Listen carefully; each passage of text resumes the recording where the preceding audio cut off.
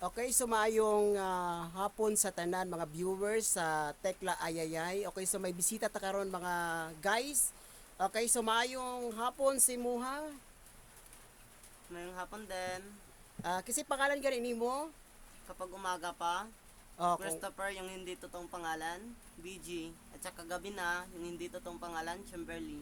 At okay. saka yung totoong pangalan, Christina. Okay, so salamat dahil sa pagbisita no diri sa Tekla Boutique. Okay lang. Okay, unsa man imong na-feel karon kay siyempre murag gwapa naman gyud ka karon no. Siyempre nasuot nimo nga ko ang gown. Unsa man imong na-feel karon? Unsa man imong gibati karon? Gusto na ko magpataas o kuan, Buhok. buhok. Gusto po, makapil na po kog sayo ila bahagi ug makaapil na po kog Miss Gay. Miss J. Uy. Okay, so grabe sa may imong ano isulti na imong mga ano imong mga fans nakakay ko mga fans karon sa may imong masulti sa mga fans nimo. Fans? Kana imong mga ano si mo ba imong mga nag-idol si mo ha. Sila, kuan. Unsa may imong isulti nimo sila ha?